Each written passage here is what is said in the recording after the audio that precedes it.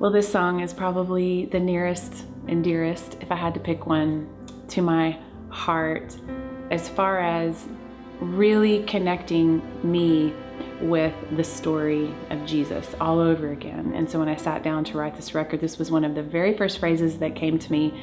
And as a songwriter, sometimes you get this phrase and it maybe you think it's one thing and it actually becomes another. And so there was this phrase, wrap this one up. And so the story starts unfolding of this shepherd and tending to these lambs, not ordinary lambs, but these lambs that would go for sacrifice. And then of course it takes you almost like a movie to the night that Jesus was born, and Mary knew that he was the Lamb of God. She knew he was the Messiah. And so then you see Mary there, and it's this precious moment of her wrapping up her son in those swaddling clothes.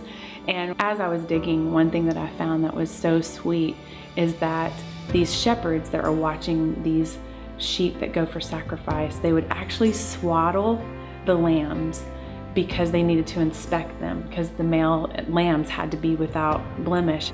Then you go to this moment of Mary having her baby son who she knows is the Messiah, and then she's wrapping him up just like any mother would, just to keep him warm.